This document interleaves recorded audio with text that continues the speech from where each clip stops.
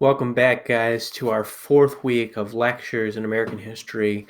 Today, we are going to continue our conversation about the crash, except in some ways, we are actually going to move a little bit backwards in time, though we are going to certainly have moved about 4 years forward by the end of this class. That's because we need to talk about the president under whom the Great Depression occurred, and that is Herbert Hoover. Now, it would not be correct to say that Herbert Hoover caused the Great Depression, which he certainly did not. But it would be correct to say that Herbert Hoover is largely responsible for the response of the United States government to the crisis. And while we typically think, as we look back at history, of Franklin Delano Roosevelt as dealing with the Depression, and the Depression had been going on for 4 years by the time FDR got into office. So when it comes to a response to the Great Depression, we really need to look at Herbert Hoover. And Herbert Hoover is a really unique guy in American history, not only as a president, but as an American. He, in many ways, is full of contradictions. He was from a very unusual religious background and became one of the leading progressive politicians in United States history. He instituted some very effective government programs for dealing with the depressions, one that he gets almost no credit for because they worked under the auspices of his successor. He was also one of the richest presidents from a personal point of view. He was a wealthy man, and he had made himself wealthy through his own engineering skill and business skill. And yet, of course, he's famous for overseeing one of the biggest financial disasters in American history. So there's all these kind of contradictions about Hoover that we will discuss today. I think that Herbert Hoover is oftentimes misrepresented. Let's put it that way. I certainly would not argue with you to say that Herbert Hoover was one of our greatest presidents. He had flaws, and how he handled the Depression with the benefit of hindsight perhaps was not the best. But I also have to give Hoover credit where credit is due, and he had the foresight to do a number of things that would later lift the United States out of the Depression, as much as it was possible to do that before World War II. That's another thing that's important to remember. For all of the effort and programs that Franklin Delano Roosevelt attempted to deal with the Great Depression, really none of them were effective. And it wasn't until the United States entered World War II and began to mobilize the massive amount of industry that we were going to need for World War II that the United States finally comes out of things. So this era is very complicated. And it's complicated primarily from an economic point of view, but it's also complex socially. There are going to be some things that Hoover does that, as we look back at them, we can absolutely say were mistakes. Things such as the Veteran March and his handling of that. But there's also some things that he is going to do quite well, and we'll talk about those. Now, let's go back to Herbert Hoover's roots. And to do that, we need to go all the way back to Iowa in the late 1800s.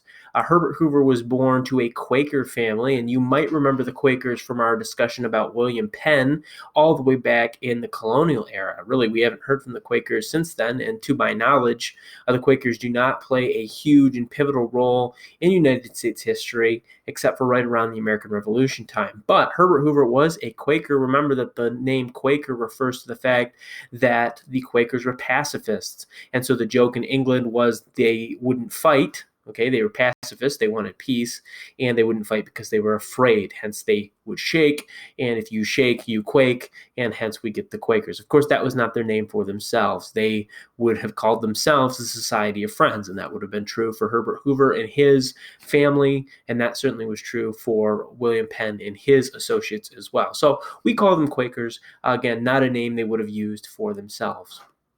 Herbert Hoover went to Stanford University in California. You might be familiar with that school. It's probably one of the, if not the most famous school in California, along with University of California, Berkeley. Really prestigious school, even back in the 1890s. In fact, I think Herbert Hoover graduated in 1895 with a degree in engineering. So he is actually only one of two engineers that have been U.S. president. The other engineer president was Jimmy Carter, who was president from 1976 to 1980. Unfortunately for both engineers, despite the fact that engineers are normally acknowledged as being smart and knowing how to handle complex problems fairly well, Both of these presidents had very, very severe economic problems to deal with, and both are generally regarded as not to have handled them all that well. And again, I think both in Herbert Hoover and Jimmy Carter's case, there are some extenuating circumstances that could lead us to say, actually, they did handle them pretty well. It was just their successors that really got to enjoy the benefits of those things that they did. But in 1895, Herbert Hoover graduates with his engineering degree from the university there at Stanford, and he begins what is a very interesting career. Herbert Hoover would go on to be a multimillionaire through his business ventures throughout his life, which, remember, with inflation in mind, this is a significant amount of money. This is the time where Coke bottles cost 5 cents, and of course, you can go to the grocery store or the I'm blanking on what it's called, the gas station. I've been in quarantine too long, guys. And of course, you can't go there right now and buy those things because of quarantine. But if you were to go there, right, a bottle of Coke would cost anywhere from $1 to $2, somewhere in there. So we can tell that money has diminished in value, and Herbert Hoover makes more than $1 million working his jobs throughout his early life. So this is quite impressive. He is a very hardworking man. In fact, Herbert Hoover, while he was in the White House, oftentimes worked 20 hours a day, only taking 4 hours to sleep. I'm not sure how he does that. I don't think I would function all that well on even 5 or 6 hours of sleep, let alone 4 hours of sleep every evening. World War I broke out. Herbert Hoover felt very strongly that the United States should be involved in the war, but probably not in the way that you're thinking. Remember that Hoover was a Quaker, so he certainly did not think the United States should be involved in fighting the war, but he did see a significant need, and that need he saw was actually the relief of hunger. And he traveled in Europe in 1914, and he saw hundreds and thousands of people who were starving to death in Europe. And actually, Hoover decided to quit his lucrative engineering job and instead effectively formed a charitable organization called Americans for Hunger Relief. And this organization basically went and it fed people. Specifically, it fed people in Belgium. That was its target area. But this also meant that it was feeding people in both Germany and France, primarily, though, targeted at Belgium and the Belgians that were affected by the war. And in this capacity, Hoover won a lot of friends in Europe, and he gained a lot of very valuable experience. He was a very skilled administrator. He was a very smart man. In fact, much later on in his life, someone would say the biggest problem with Herbert Hoover is he's the smartest man in any room. And that actually causes him problems during the Great Depression, which was a complex problem that really defies any intelligent person, because the reality is the Great Depression was too big. It was too complex. No one person can actually truly comprehend what was going on during the Great Depression. And Herbert Hoover really tried. And oftentimes he would throw out other people's opinions because he didn't need them. But during the war, this served him extremely well. He was very skilled at doing what he did. He was very intelligent. He was good at organization. And that idea and that fact did not escape the notice of other Americans. And Americans that were helping with this project in France and Belgium and Germany during the war came back and told President Woodrow Wilson, hey, this Hoover guy, he is really something. And so eventually, when Woodrow Wilson entered the war, he asked Hoover to come and head up the American Relief Administration, which is actually not only feeding Belgium, but it's actually feeding effectively all of the Allies. So the ministry to the Germans stops, but the ministry to all of the Allies and other affected areas of Europe continue and increase. And in this regard, by the way, Hoover was quickly recognized as a very progressive kind of guy. Remember that we talked about progressivism is not liberalism, it's not conservatism. It's basically saying, look, we have this new science and technology and ways of organizing things. Let's take those things and use them for the common good. And of course, Hoover's out there feeding millions of people. Many people back in the United States see this guy as a very good progressive. He's somebody who's moving things forward.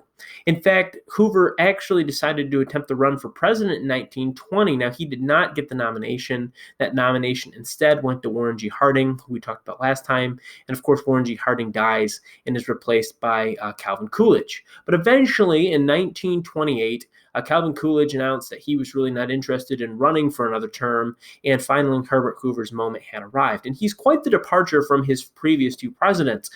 He's really a throwback to the Teddy Roosevelt, William Howard Taft, Woodrow Wilson progressive era rather than the Warren G. Harding and Calvin Coolidge normalcy era. Remember that Warren G. Harding was quoted as saying, "We are going to return America to normalcy. We're going to get the government less involved in the United States." Herbert Hoover definitely does not see things that way. He wants to be involved in the development of the United States. He wants to bring those progressive ideals that we could probably say were best exemplified by Teddy Roosevelt. Because remember, Hoover is a Republican. He is not a Democrat. So he's more like Teddy Roosevelt than he is like Woodrow Wilson. Now, the problem is that Herbert Hoover gets into office. He does set about doing a couple progressive things. And then, as we talked about in the last lecture in October, we have Black Thursday and then Black Monday and Black Tuesday and all of these stock market crashes. And as we mentioned, this kicks off the Great Depression. The question is Herbert Hoover going to be able to deal with this? Again, you might have reason to be confident if you are an American and you look at Hoover's past record, his track record, if you will, because it's pretty good. He's fed people that were absolutely starving, who had even less. They were in the middle of a war zone. He had overseen all of these very complex engineering programs at different points in his life. If anybody could handle the complexity of the Great Depression, it was Herbert Hoover. And the fact that Herbert Hoover could not do this, by the way, in my eyes, says that probably could not be done. There was really no way to deal with the Depression. There was no programs. There was no quick, slick thinking that could have fixed the problem. And Herbert Hoover tried, and he did not succeed. And I don't think that should surprise us at all. Again, the scale of this problem was massive. Now, remember, the last few lectures, we've talked about some of the issues that the Great Depression caused. Let's just go through them again for our own memory so we can understand what is going on that Herbert Hoover is dealing with. Number one, we have a stock market crash. We've talked about that in detail. It's also important to remember that not a majority of Americans had money in the stock market. In fact, estimates are only about 15% of Americans had money in the stock market. Those Americans who did have money in the stock market, however, tended to be the wealthiest Americans, and they lost a huge amount of money. Now, this is important not necessarily because it was the rich people that needed all that money, but those rich people own businesses, they make big purchases, and without that cash that they would have spent in the economy, it doesn't go into the economy anymore. So if you're building boats, or if you're banking cars, or if you're building homes, things that these wealthy people would buy, you don't have the opportunity to support yourself anymore. You don't have the resources to keep your business open, and we have a cascade failure across the line. So as people are buying less, that means people need to make less. That means people get laid off. And by the way, we're seeing a similar experience during the coronavirus incident. In fact, you can just jump on the news and do a little reading, and you can see that as people stop producing one thing, then another person down the line, he doesn't get to make his stuff. And the way I like to think about it is this. Let's say that in 1929, you were thinking about buying a refrigerator. You want to keep food, you don't want to prepare it every day, and then the Great Depression hits. Well, you can't afford a refrigerator anymore, so you're not going to buy it. Now, that might not seem like such a big thing, but there's a guy supporting his entire family making that refrigerator for you and everybody else who's buying refrigerators. If we all stop buying refrigerators, that guy's out of a job. And so suddenly he is unemployed. What happens to his family? He's no longer buying what you make. Maybe you made washing machines. He was going to buy his wife a new washing machine. He can't do that. And we just have this cascade failure down American economics that begins in 1929 and really does not get better at all. Now, Hoover is going to attempt to deal with this problem by what's called classical economic standards, which is to say that the free market will eventually adjust and handle it. And by the way, from most economic models, this is true. The problem is that while the free market naturally corrects itself over time, Milton Friedman, a very famous economist, said that in the long run, the market corrects, but in the long run, we're also dead. So there's this big problem on any government's hands. Do you allow a bunch of businesses to fail? Do you allow your economy to shrink, contract, as it's called in economics, and then grow again later? Or do you attempt to pump the brakes and stop the damage now and allow the economy to get started again earlier? Because it can do a lot of damage if your economy shrinks too much. I mean, the government is not just about making money. I know it makes a lot of money, and perhaps it even steals some of that money. We won't get into too many political discussions right now.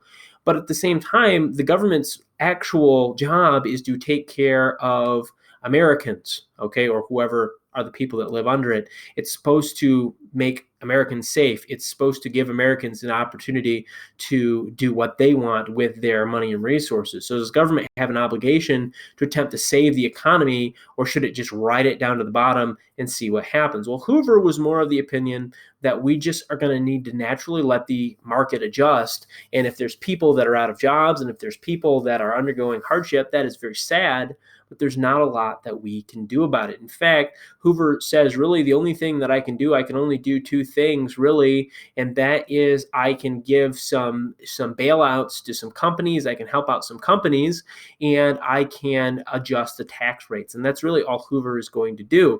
Now, the adjustments he make do seem to be successful. But from the average American's point of view, the president was standing by and doing nothing. And in fact, what it looked like, and by the way, this exact same political discussion came up just a few weeks ago from the time you're watching this.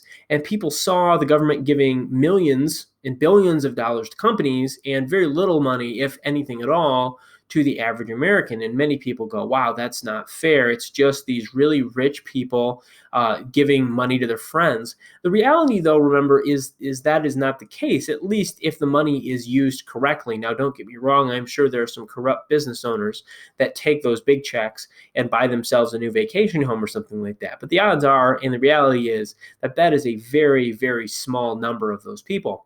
The money is actually intended to go out and to be pumped into the economy. Let's, again, just use an easy example, especially based on where we live. Let's say that General Motors, okay, one of the largest car companies on earth, is given a huge financial stimulus. Why are they given that stimulus? They're given that stimulus to help them in an economic downturn. They then take that money and they spread it out to all of their employees to keep the plants running and to pay people that wouldn't normally be working. They would be laid off or put out of a job. Those people can continue to buy things in the economy, which means that everyone that supplies goods to those employees can keep their job. So, for example, if a man is working for GM, he has to buy gas for his car, and he has to buy groceries for his family, and he has to buy clothes for his family, and so on and so forth. And so the grocer, the clothing store owner, the gas station attendant, all of these people still have their livelihood because the worker at the plant still has his livelihood. This is sometimes called trickle-down economics. It was not called trickle-down economics at this time. It's simply called classical economics. This is how economics worked. The place you'll really hear trickle-down economics coming around is the 1980s under Ronald Reagan, but that is a story for another time.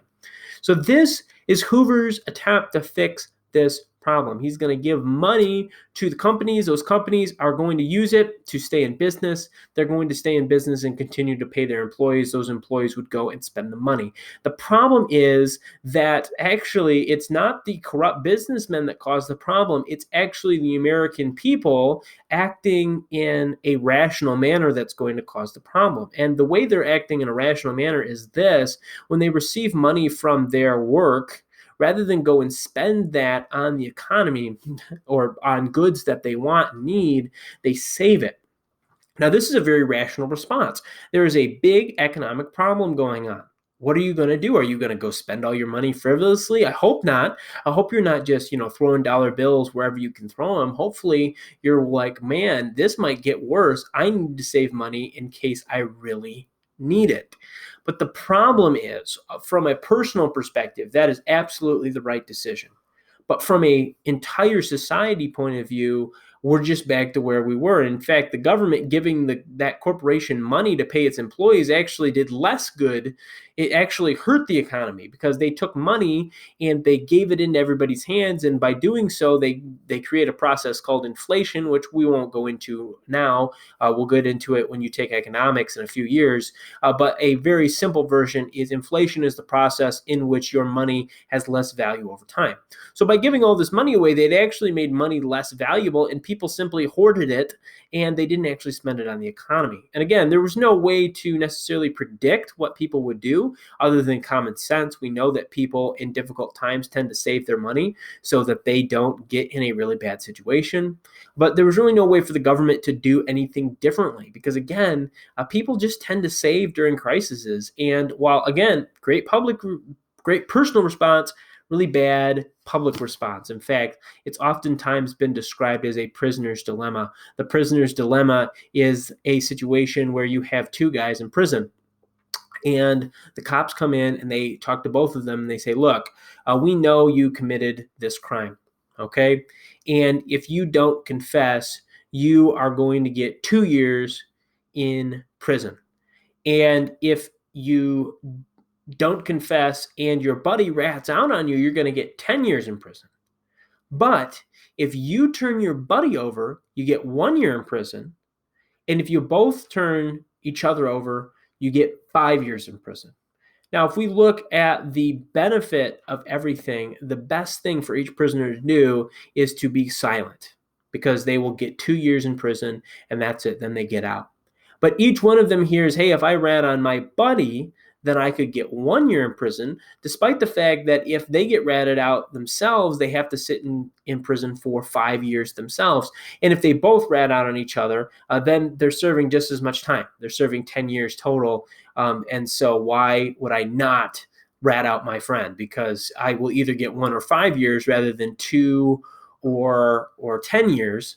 And so at the end of the day, people are going to make the decision that's best for them, despite the fact that if they both stayed silent, they'd each serve 2 years and have the shortest possible number of years served between the two of them. They would only have 4 years total, as opposed to 10 years or 12 years. And if that wasn't a good explanation of it, I encourage you just go ahead and Google the prisoner's dilemma. And there's many good write-ups out on the internet that better explain that. But that is unfortunately a reality in economics. If you give people money, rather than do what's best for everybody, they tend to do what's best for themselves. And I'm not faulting people for that. That's not a problem, but that's the reality. And it can cause public problems. Now, here's reality.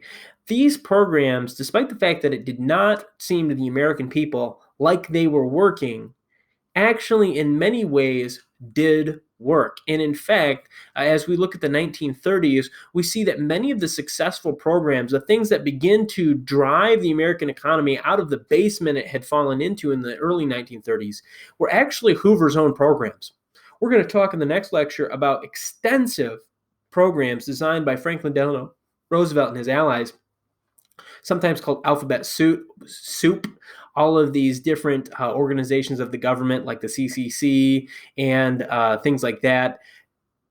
And the reality is that many of those programs did not work, or it did not work in the way that they were anticipated to work. And on top of that, many of FDR's programs were struck down in the first 3 years of his presidency. So by 1936, FDR, despite the fact that he had done many things, had not made a lot of lasting improvements to the American economy. On the other hand, Herbert Hoover's programs had now been in operation, some of them for as long as 6 years, and they were really starting to bear fruit. So oftentimes, Hoover gets kind of thrown under the bus. FDR gets held up as saving us from the Great Depression, And in reality, it was many of Hoover's programs that helped get us out of the worst years of the Depression. And again, getting out of the worst years was not enough. There was another smaller depression after that, and the United States is not truly going to get out of the Depression until 1941, when we entered World War II.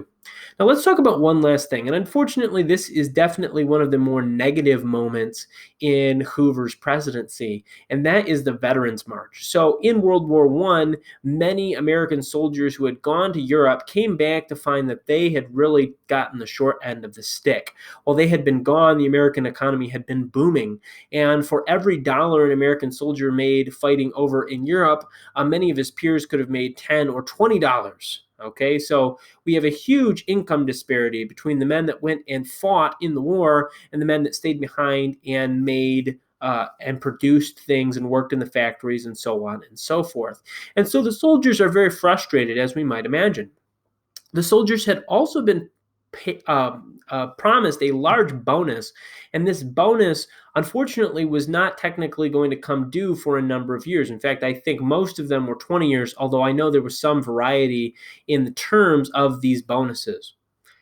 Many American soldiers began to ask the government to consider paying these bonuses early. And as the Great Depression began to hit, many of these men who had not been able to make a lot of wealth for themselves since their return from Europe really began to strongly advocate for this bonus. They said, look, we went over and we served our country. We served well. We did what we were supposed to do, and we served patriotically, and yet we're poor. We're on the streets. We're living in tents. We really want this bonus so we can kind of restart our lives. And eventually, thousands, tens of thousands of these men eventually arrived in Washington, D.C. And in fact, many of them, without homes or anywhere to return to, built this huge tent and shanty town in Washington, D.C., while they waited on Congress to make a decision about whether to pay their bonus or not. The problem is that these people were kind of squatting. They were kind of acting in ways that made people nervous. And eventually Herbert Hoover kind of lost his nerve, and he ordered the government forces, the army, to go in and drive these guys away. And the army really just went too far, and it used tanks and armed men. There were not firing, there was no firing on Americans, but there was definitely force involved, and tanks crushed buildings in their attempt to drive these people away. And so from an American perspective, the United States Army was driving off the veterans that had fought in the last war, that had given up, sometimes body parts, their friends, their family dying in the war, and they were being driven away from the Capitol by a government that simply did not care about them or their problems. And again, this just feeds into the Hoover myth that he just doesn't care about Americans, right? He cares way more about enriching his friends and the companies. He cares about keeping money in the government rather than paying these soldiers that had fought for the United States. And at this point, the election of 1932 between Hoover and FDR is really not even a contest. FDR is going to sweep Hoover aside easily because he is deeply unpopular. Now, Herbert Hoover is also interesting because while he is swept out of office in 1932, finishes his term in 1933, he actually lives for quite a while after the war. In fact, he is alive all the way until the 1950s, and he is one of the longest living former presidents after his term as president, although he's been passed by the way by Jimmy Carter, who is not only the oldest living man who served as president, but he's also now the longest since he's been president and still alive. So those honors have gone to Jimmy Carter since. But Herbert Hoover lived for a long time, and he would kind of be rehabilitated later on in his life, especially under Truman and under Eisenhower, presidents that came after FDR. They actually brought Hoover into the government. He served in several important roles, such as the Hoover Commission, which was obviously named after him, that looked at different infrastructure and food projects in the United States. Remember those things that Hoover had demonstrated incredible skill back during World War I. So he does actually kind of redeem himself in a government kind of way, but his general public record, his opinion that people have of him has not been particularly high. They look at his dismal record of caring for his fellow Americans. They look for the fact that the Great Depression only got worse under his presidency and never got better, and they give him quite a negative view. Now, again, I think that he is a little bit misunderstood here. I think Herbert Hoover was a better president than he is often given credit for. But again, is he one of the American greats? I would also say that that is not the case either. But we do have to talk about one of the greatest and most important presidents in American history, and that is Franklin Delano Roosevelt, which will be the focus of our next lecture. And it might surprise you that I say great, because many of the programs that FDR put into place I am not particularly fond of. But that being said, Franklin Delano Roosevelt is the leader that would bring the United States into World War II. And of course, World War II and the American role in World War II are some of the most important events in human history. And so we'll start that process. We'll start the process of talking about FDR and the road to World War II in the next lecture.